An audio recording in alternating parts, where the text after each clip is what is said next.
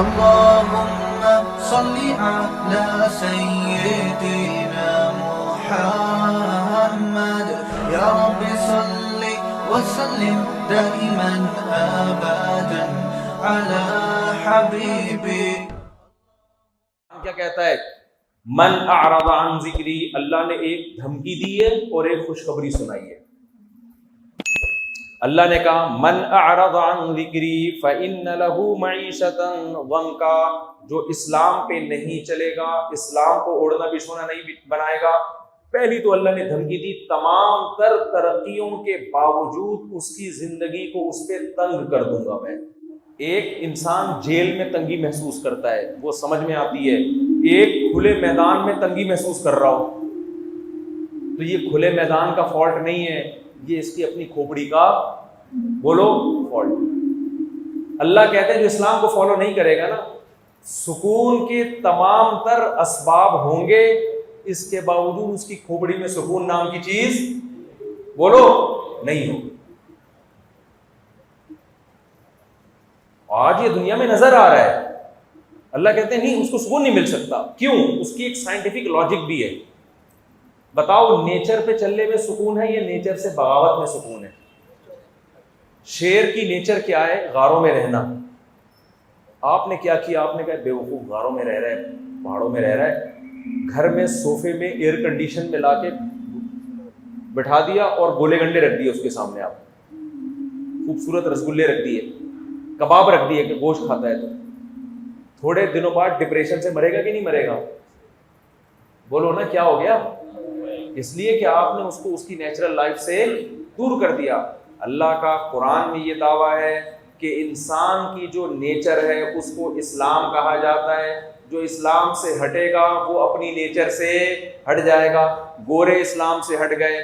اس nature انسان کی تھی نکاح کر کے زندگی گزارنا، عورت کے پاس جانا. نیچر سے ہٹے مردوں کے پاس جانا شروع ہو گئے. نیچر سے ہٹے نکاح کے بجائے زنا کا راستہ اختیار کر لیا. انسان کی نیچر تھی جب پیدا ہوگا تو ایک ددیال والا خاندان ہوگا، ایک دنیال والا خاندان ہوگا. جو نیچر سے ہٹے زنا جب آیا تو جب پیدا ہوا صرف ننیال ملا، ددیال مارکیٹ سے شارٹ ہو گیا.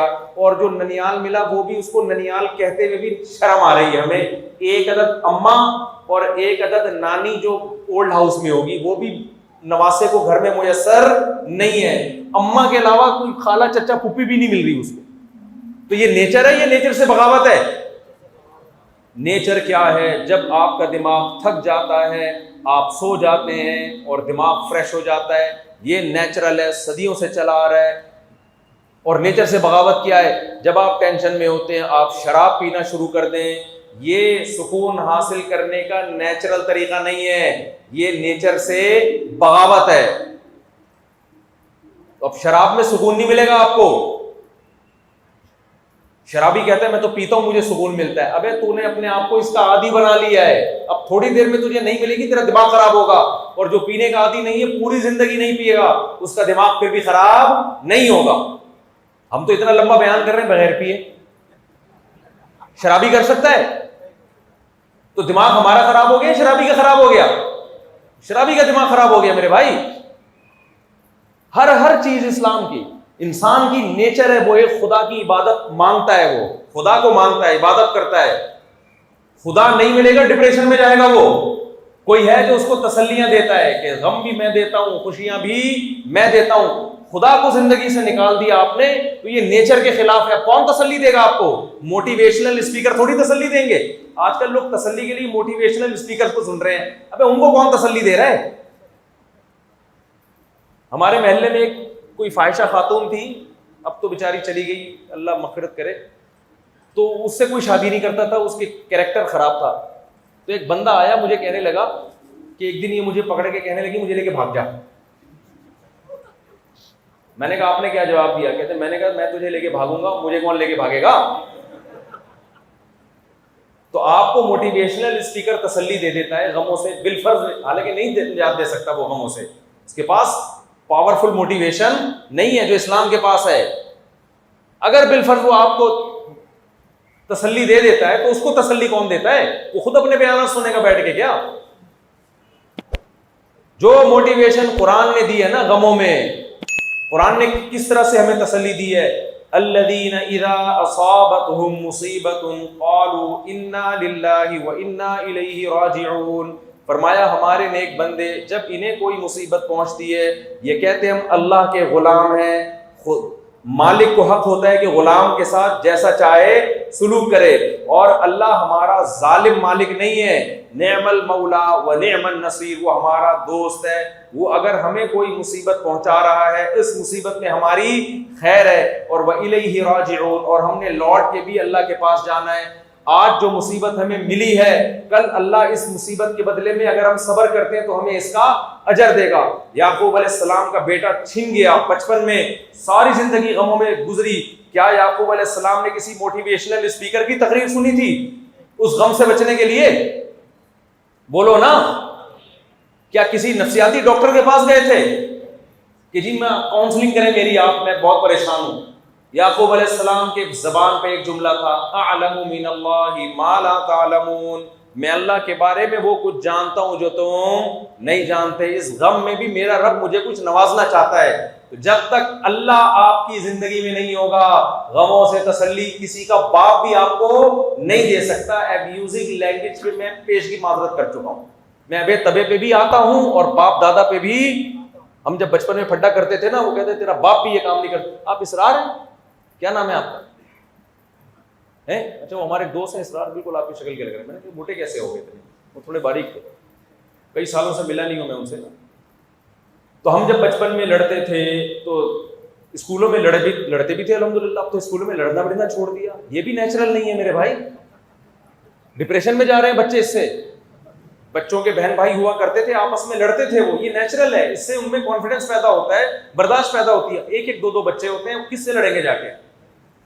لہذا وہ چھوئی موئی بن جاتے ہیں، بڑے ہو کے ذرا سی بھی ڈپریشن برداشت نہیں کرتے۔ آپ کو پتہ ہے مالداروں کے بچوں میں ڈپریشن کی بیماری اور دماغی توازن خراب ہونے کی بیماری غریبوں کے بچوں سے زیادہ ہے۔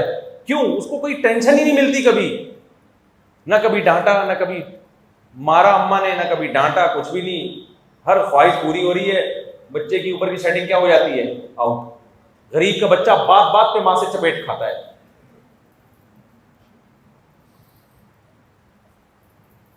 غریب کے بچے کو روٹی کھلانی نہیں پڑتی، بچانی پڑتی ہے، اور مالدار کے بچے کے لیے مائیں پہلے دو دو رکعتیں پڑھ کے منت مانگتی ہیں، اللہ اس کو روٹی کھانے کی توفیق عطا فرما دے، اس کے بعد جا کے بڑی مشکل سے کھاتا ہے وہ۔ تو نیچرل لائف سے دور ہو رہا ہے انسان۔ تو ہم وہ بچپن میں جب اسکولوں میں پھڈے ہوتے تھے نا، ہم کہتے تھے تیرا باپ بھی نہیں کر سکتا ایسے نا، تو وہ کہتے اوے باپ پہ نہیں جانا، حالانکہ باپ کی ایک نہیں مانتا گھر میں، لیکن یہاں پر ہم اوے باپ پہ نہیں جانا، تو پھر ہم بھی نہیں جاتے تھے باپ پہ، اب جا رہے ہیں اتنے عرصے کے بعد جا کے، کوئی دھمکی نہیں دے گا نا ہمیں۔ تو میں آپ سے کہہ رہا ہوں کہ جو موٹیویشنل اسپیکرز جو مذہب کو نہیں مانتے، جو مذہب کو مانتے ہیں ان کی بات الگ ہے، ان کے پاس آپ کے غموں کا علاج نہیں ہے۔ انسان کو غموں میں تسلی وہ ذات دے سکتی ہے جو غم دور کرنے میں اسباب کی محتاج نہیں، کیونکہ جتنے بھی لوگ ہیں وہ اسباب کے محتاج ہیں۔ جب اسباب نہیں ہوں گے تو ٹینشن ہی ہوگی نا، سائنس تھوڑی وہاں گائیڈ کرے گی۔ سائنس تو یہ کہے گی بھائی ابا ابھی بیمار ہیں اور بے روزگاری ہے اور مہنگائی ہے، تو مہنگائی میں تو یہی ہوگا، تمہاری تنخواہ 20,000 ہے تو تمہیں اب نہیں ملے گا، کھانا بھی نہیں ملے گا، پینا نہیں ملے گا، اور مفتی صاحب کے 4 شادیوں کے بیانات تم سن رہے ہو، بیوقوفوں والے کام کر رہے ہو، اس مہنگائی میں لوگ ایک نہیں کرتے، تم 4 کی باتیں کر رہے ہو، تو یہ سن کے آدمی کس میں جائے گا؟ ڈپریشن میں۔ مذہب کیا کہے گا؟ اللہ یبسط الرزق لمن یشاء ویقدر، اللہ جس کے لیے چاہتا ہے رزق کے دروازے کھول دیتا ہے، جس کے لیے چاہتا ہے رزق کے دروازے بند کر دیتا ہے۔ ومن یتق اللہ، جو اللہ سے ڈرتا ہے، یکفر عنہ سیئاتہ، ومن یتق اللہ، وہ کیا ہے بھائی آیت؟ یجعل لہ مخرجا، جو اللہ سے ڈرتا ہے، ویرزقہ من حیث لا یحتسب، جو اللہ سے ڈرتا ہے اللہ اس کو ایسی جگہ سے روزی دیتا ہے جہاں سے اس کا گمان نہیں ہوتا، ایسی ایسی جگہوں سے روزی دیتا ہے۔ تو جو اللہ کو مانے گا وہ اس بات کو بھی مانے گا، اور اس کی ڈپریشن کیا ہوگی؟ ختم، اور نظر بھی آئے گا واقعی ایسی جگہ سے روزی مل رہی ہے جہاں سے رزق کا تصور بھی ممکن نہیں تھا. مجھے نہیں مانے گا, سارے اسباب ہوتے ہوئے بھی اس کی زندگی کیا کر دوں گا, تنگ, ٹینشنوں میں ڈال دوں گا. پڑے ہوئے لوگ آج ٹینشنوں میں. جس نفسیاتی ڈاکٹر سے آپ علاج کرا رہے ہوتے ہو نا, وہ بیچارہ خود اپنا علاج کسی اور ڈاکٹر سے کراتا ہے تھوڑے دنوں میں. سارے ڈاکٹر ایک جیسے نہیں ہوتے, کہیں آپ سارے ڈاکٹروں سے بدگمان ہو جائیں, نہیں ہے. کوئی معقول حل کسی کے پاس نہیں ہے. اور جو اللہ کے حکم پہ چلے گا, میں نے کہا تھا نا ایک بڑی خطرناک دھمکی ہے قرآن میں اور ایک بہترین خوشخبری ہے. وہ کیا ہے؟ اللہ فرماتے ہیں فَلَنُحْيِيَنَّهُ حَيَاةً طَيِّبَةً. اس سے پہلے والا لفظ کیا ہے؟ ہاں, من عمل صالحا من ذکر او انثى وهو مؤمن. جو نیک عمل کرے گا چاہے مرد ہو یا عورت, بشرطے کہ اللہ کو مانتا بھی ہو. کیونکہ نیکی گورے بھی کرتے ہیں لیکن اللہ کو مان کے نہیں کرتے. وہ کس کہتے ہیں کہ اچھے انسان کے لیے ضروری ہے کہ وہ سوسائٹی میں اچھے کام کرے. سمجھ میں آ رہی ہے بات؟ دل نہ دکھائے کسی کا. ان کی نظر میں ایئر ہوسٹس بہت اچھی ہے کیونکہ سب سے اچھے اخلاق سے پیش آتی ہے. اسلام کی نظر میں اگر وہ اپنے ابا اماں سے بھی اسی تمیز سے پیش آتی ہے تو بہت اچھی ہے وہ.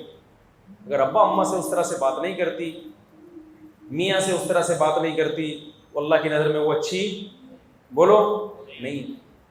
تو اللہ کہتے ہیں جو میری یاد سے اعراض کرے گا, ہاں جو نیک عمل کرے گا, وَهُوَ مُؤْمِنٌ, بشرطے کہ مومن بھی ہو, فَلَنُحْيِيَنَّهُ حَيَاةً طَيِّبَةً. اتنا بڑا دعویٰ کر لیا نا قرآن نے. قرآن کہتا ہے کہ میں قسم اٹھا کے کہتا ہوں, لام تاکید کے لیے اور نون بھی تاکید کے لیے, ہم ضرور 3 دفعہ ضرور کا لفظ لگایا اللہ نے. لام تاکید, نحیینہ میں نون تاکید ثقیلہ, دو تاکیدوں کا فائدہ دیتا ہے. یعنی اللہ کہتے ہیں فَلَنُحْيِيَنَّهُ حَيَاةً طَيِّبَةً, ہم ضرور اس کو اٹریکٹیو زندگی دیں گے, پرکشش زندگی دیں گے, پاکیزہ زندگی. پاکیزہ کا مطلب وہ پاکیزہ جس میں اٹریکشن ہو. دیکھو جب صاف ستھرے کپڑے پہن کے انسان پاکیزہ نہا دھو کے آتا ہے تو اٹریکٹیو ہو جاتا ہے نا وہ. کل میں گھر سے باہر نکلا نا, ہماری گلی کے الحمدللہ گٹر بھرے ہوئے ہیں, کراچی کے پورے, اللہ کا بڑا فضل ہے الحمدللہ. اس کی وجہ سے ہمارا امیون سسٹم بہت پاورفل ہو گیا ہے. اب کراچی کا بندہ گٹر میں گر کے بھی نکل آئے نا, بیمار نہیں ہوتا الحمدللہ. تو حسب معمول میں سعودی عرب سے آتا ہے نا جب آدمی کسی دوسرے ملک سے, 3-4 دن تک بدبو سے دماغ سڑا رہتا ہے اس کا. لیکن یہ سوچ کے تسلی ہوتی ہے کہ پہلے بھی کئی دفعہ باہر بیرون ملک سے آئے تھے, 5-6 دن میں الحمدللہ بدبو ختم ہو گئی تھی. وہ بدبو نہیں ختم ہو رہی تھی, ہم عادی ہوتے ہیں. ایک خاتون کی شادی ہوئی, بھنگیوں میں گئی وہ شادی ہو کے نا,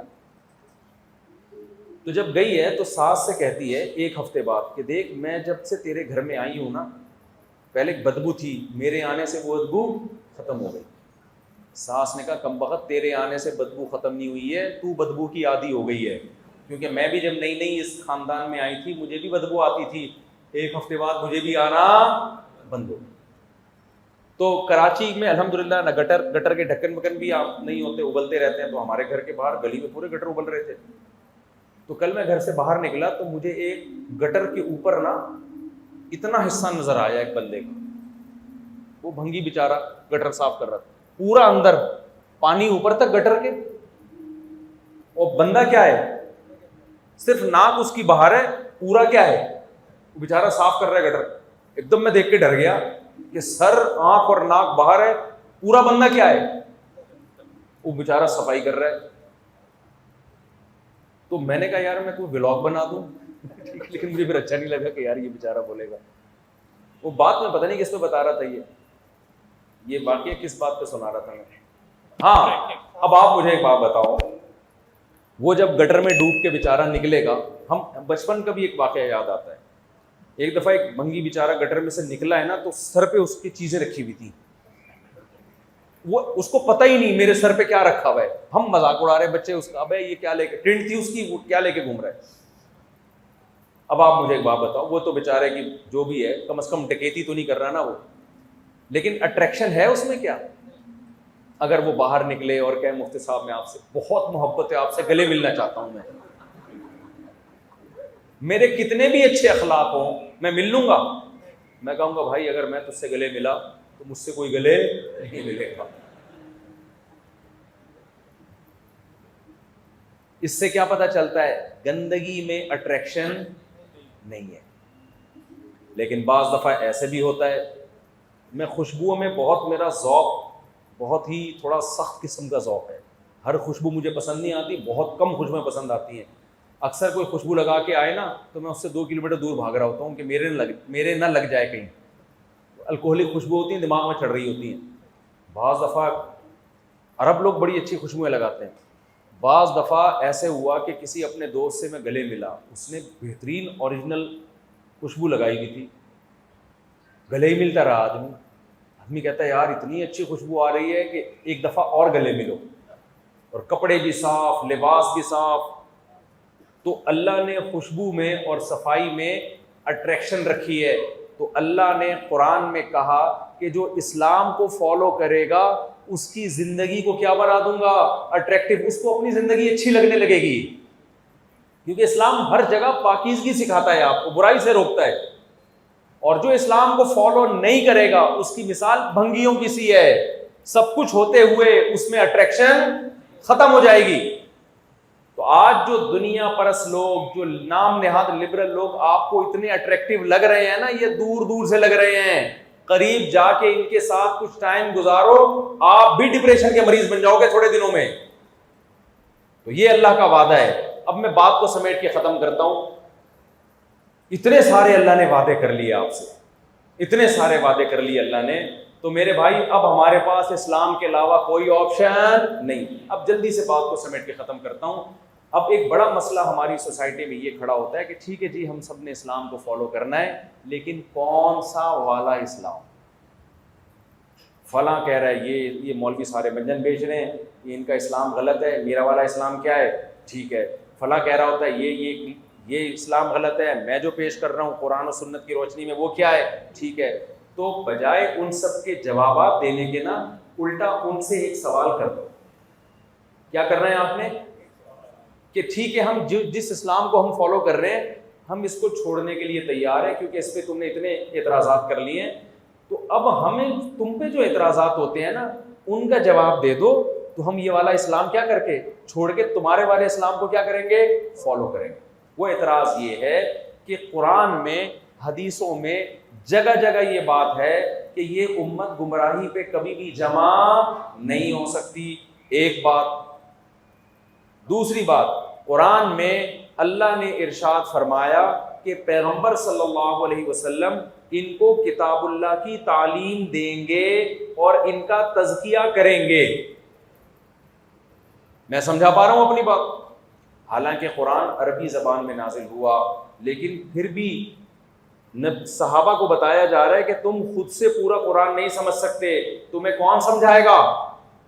بولو نا، محمد صلی اللہ علیہ وسلم۔ حالانکہ قرآن کس کی زبان میں نازل ہوا؟ صحابہ کی۔ اب ایک بات مجھے آپ بتاؤ کہ جب صحابہ نبی سے سیکھے بغیر قرآن نہیں سمجھ سکتے تھے تو کیا تابعین براہ راست قرآن سمجھ سکتے تھے صحابہ سے سیکھے بغیر؟ ابے کیا ہو گیا میرے بھائی؟ جب تابعین صحابہ سے سیکھے بغیر قرآن نہیں سیکھ سکتے تھے تو تبع تابعین سے سیکھے بغیر ڈائریکٹ قرآن سمجھ سکتے تھے؟ اتنے بڑے بڑے لوگ ڈائریکٹ قرآن نہیں سمجھ سکتے تھے، ان کو ٹیچرز چاہیے تھے، اپنے سے پہلے والے لوگ۔ اچھا مجھے ایک بات بتاؤ، تبع تابعین نے تابعین سے سیکھا، کسی اور سے نہیں سیکھا۔ کیوں؟ اس لیے کہ تبع تابعین نے جن تابعین سے سیکھا ان کا سیکھا ہوا اس لیے معتبر تھا کہ انہوں نے صحابہ سے سیکھا، اور صحابہ کا سیکھا ہوا اس لیے معتبر تھا کہ انہوں نے پیغمبر سے سیکھا۔ آئی بات سمجھ میں؟ تو تبع تابعین کے شاگردوں نے تبع تابعین سے سیکھا، ڈائریکٹ نہیں سیکھ سکتے تھے وہ، تبع کسی اور سے بھی نہیں، تبع تابعین سے، کیونکہ ان کا سیکھا ہوا معتبر ہے، کیونکہ انہوں نے کس سے سیکھا؟ تابعین سے۔ تو یہ سلسلہ تابعین، تبع تابعین، پھر تبع تابعین، پھر ان کے شاگرد، یہ صدیوں سے چلا آ رہا ہے۔ جو اس سلسلے سے ڈسکنیکٹ ہوگا جیسی مرضی قرآن کی تفسیر پیش کر دے, حدیث کی تفسیر پیش کر دے, جتنے نمبر ریفرنسز اور حوالے دے دے, اس کا سیکھا ہوا معتبر نہیں ہے. لہذا جتنے باطل لوگ ہیں نا جو آپ کو جمہور امت سے ہٹا رہے ہیں, ان سے یہ پوچھ لیا کرو کہ آپ جو یہ تفسیر پیش کر رہے ہو, یہ جو آپ قرآن سکھا رہے ہو, آپ کے ٹیچر کون ہیں, آپ نے کس سے سیکھا. اگر وہ کہے کہ میں کسی بابے شابے کو نہیں مانتا, میں کسی بزرگ کو نہیں مانتا, تو اس کا مطلب کہ تم صحابہ پہ الزام لگا رہے ہو کہ وہ تو قرآن پیغمبر کے بغیر اور تابعین صحابہ کے بغیر نہیں سمجھ سکتے تھے, یہ کوئی مریخ سے نئی مخلوق آئی ہے جو ڈائریکٹ سمجھے گی قرآن. میرا خیال ہے آپ ہی کی سمجھ میں نہیں آ رہا تو باطل فرقوں کی کہاں سمجھ میں آئے گا. تو سب سے پہلا کوئی بھی جب بندہ اٹھ کے آیا کرے نا, اس سے بولو بھائی اپنے ٹیچر کا نام بتاؤ, تم نے کس سے پڑھا ہے. اگر وہ یہیں پہ آؤٹ ہو جاتا ہے تو جتنے مرضی دلائل لے رہا ہو, اس کی بات سننے کی بولو نہیں, یہ ہو نہیں سکتا کہ خود سے سیکھا ہو. اگر وہ اپنے ٹیچر کا نام بتا دیتا ہے تو آپ کہیں یہ ٹیچر کا سے سیکھنا معتبر بھی ہے یا نہیں ہے. اس کے لیے ضروری ہے کہ اس کے ٹیچر کا نام بتاؤ, ورنہ تو کسی سے بھی سیکھ لو آپ. ایک آدمی کہتے ہیں میں نے میڈیکل سائنس کتابوں سے نہیں, باقاعدہ ٹیچر نے پڑھائی ہے. کون ہے ٹیچر؟ وہ کسی قصائی کے بارے میں بتا رہے ہیں, میں نے اس سے پڑھی ہے میڈیکل سائنس. مان لو گے ٹیچر تو ہے مگر وہ معتبر ٹیچر نہیں ہے. تو وہ کہے میں نے فلاں سے سیکھا ہے. اچھا فلاں نے کس سے سیکھا ہے؟ یہ 2-4 سلسلوں کے بعد جا کے پنچر ہو جاتے ہیں لوگ, کیونکہ نئے نئے فرقے. جماعت المسلمین والے یہ کہا کرتے تھے, بڑے مناظرے ہوتے تھے ہمارے ان سے, اب مارکیٹ سے شارٹ ہو گئے, اللہ کا بڑا فضل. وہ کہتے تھے کہ نبی نے فرمایا کہ فرقے جب بہت زیادہ پھیل جائیں گے تو جماعت المسلمین کو فالو کرنا ہے, حنفی شافی مالکی حنبلی نہیں بننا. کس کو فالو کرنا ہے؟ جماعت المسلمین کو. لوگ بڑے گمراہ ہو رہے تھے, یار یہ کوئی حنفی ہے, کوئی شافی ہے, کوئی مالکی ہے, کوئی حنبلی ہے, اصل تو جماعت المسلمین ہے بھائی, کوئی فرقہ وارانہ نام نہیں ہے. میرے ساتھ بیٹھے, میں نے ان سے کہا جماعت المسلمین تو 1975 میں بنی ہے,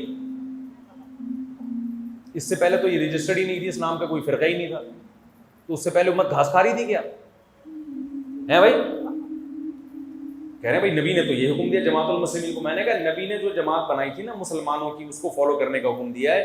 یہ جماعت المسلمین تم نے بنائی ہے, یہ نبی کی بنائی ہوئی نہیں ہے. اور میں نے کہا یہ جو حنفی مالکی شافی حنبلی ہے یہ وہی جماعت المسلمین ہے, کیونکہ حدیث کا مطلب یہ نہیں کہ وہ فرقہ جس کا نام جماعت المسلمین ہوگا.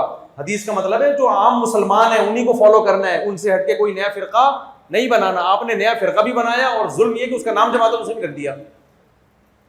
یہ ایسے ہی ہے جیسے آپ کو میں حکم دوں یا حکومت حکم دے کہ ڈاکو کو پکڑ کے پولیس کے حوالے کرنا ہے, آپ نے پولیس کو پکڑ کے ڈاکوؤں کے حوالے کرنا شروع کر دیا.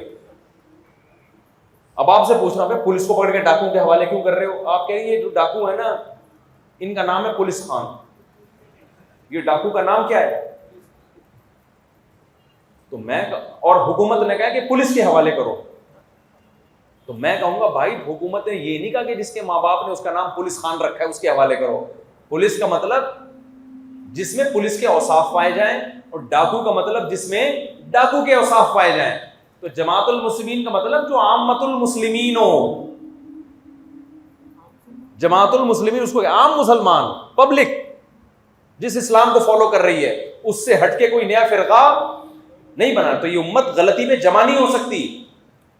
باطل ہمیشہ تھوڑے تھوڑے فرقے رہیں گے, میجورٹی کس پہ رہے گی؟ حق پر رہے گی. کوئی بھی ایسا فرقہ مارکیٹ میں لے کر آ رہا ہے کہ میجورٹی سے ہٹا رہا ہے, وہ غلط ہے. اس کا میجورٹی غلط نہیں ہے, وہ خود غلط ہے. ریفرنسز سب کے پاس ہوتے ہیں, سمجھتے ہو کہ نہیں سمجھتے؟ تو اہل حق کے پاس میں بتا سکتا ہوں کہ میں نے کس سے علم حاصل کیا, ان کے استاذ کون تھے, ان کے استاذ کون تھے, اور ایک دو نہیں ہے, یہ صدیوں تک تواتر کے ساتھ سلسلہ جا کے کس سے ملتا ہے؟ محمد صلی اللہ علیہ وسلم سے. ہمارے جتنے دینی مدارس ہیں سب کے پاس اپنے سلسلے محمد صلی اللہ علیہ وسلم تک سند متصل کے ساتھ موجود ہیں. ہاں یہ ضرور ہے کہ انہی میں پھر برحق باطل بھی ہوں گے اور ناحق بھی ہوں گے, پھر ان میں ڈفرینس کرنا ہے کہ کون صحیح ہے کون غلط. لیکن جو اس سلسلے سے ہٹ گیا وہ کبھی بھی صحیح نہیں ہو سکتا. سمجھتے ہو کہ نہیں سمجھتے ہو؟ تو اس لیے وہی اسلام فالو کرو جو پوری دنیا میں رائج ہے. اور جو حنفی مالکی شافی حنبلی میں جو اختلاف ہیں وہ تو فروعی اختلاف ہیں, وہ تو صحابہ میں بھی موجود تھے, ان اختلاف کی وجہ سے جنت اور جہنم کا فیصلہ نہیں ہوتا.